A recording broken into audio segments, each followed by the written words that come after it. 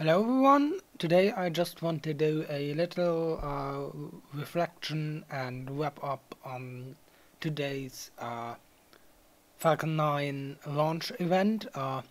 SpaceX, for the first time ever in history, relaunched a recovered orbital class rocket.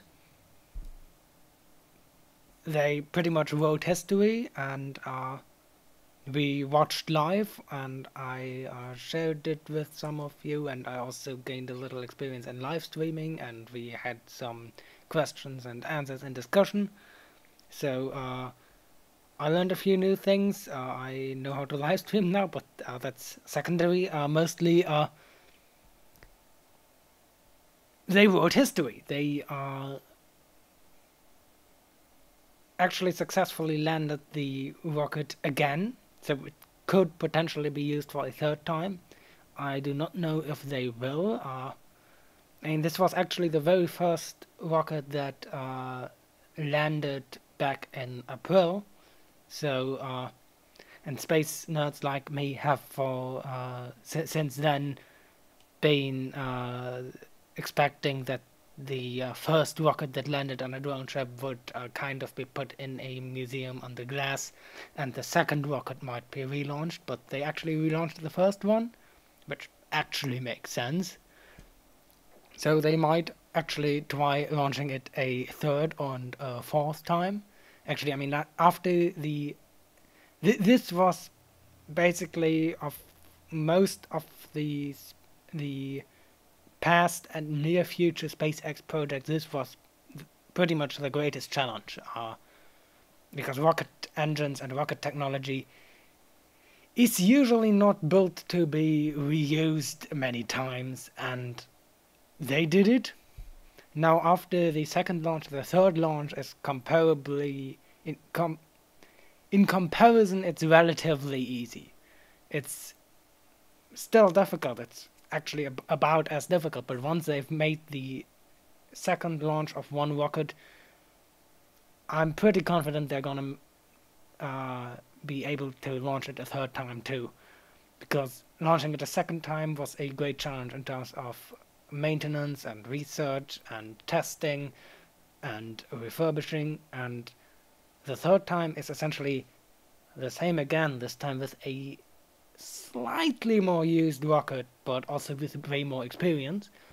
Uh, so this pretty much opens the way to reusable spaceflight, to more affordable spaceflight.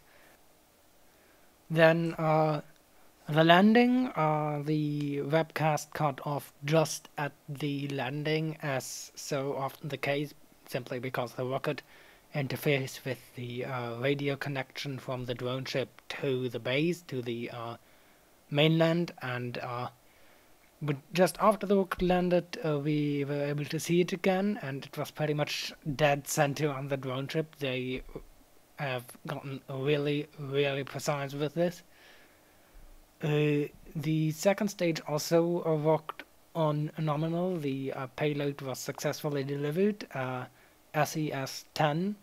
By the way, I think it was SES-9. Well prepared video.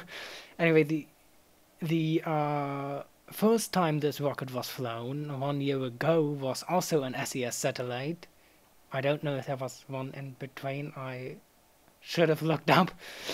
Anyway, satellite built by Airbus Defence and Space for the SES company sitting in Luxembourg, and delivering television signal to Middle America, Central America, Mexico, Latin America. So the payload was successfully delivered, geostationary transfer orbit, so the payload actually has to use an own little thrust system to actually make the final circularization burn into geostationary orbit. Also, for the first time, a Falcon-9 was launched from pad 39A, which in itself is kind of interesting because it's the pad that the Apollo mission and missions and later the shuttle missions also launched from. They slightly modified it, and now they're using it for Falcon-9 and later Falcon Heavy rockets. And I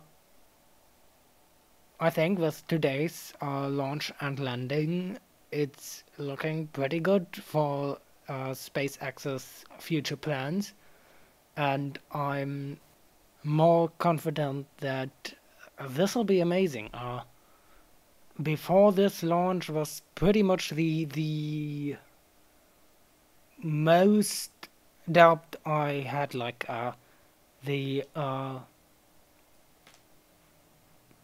biggest risk was that this launch would fail. That was like the most likely failure event, since this was something entirely new and extremely difficult.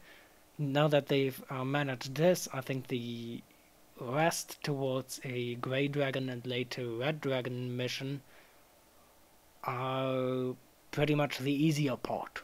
So I just want to kind of wrap up the whole launch event. I then still answered a few questions, and I then ended the live stream. I'm still, of course, open for any questions, suggestions about anything.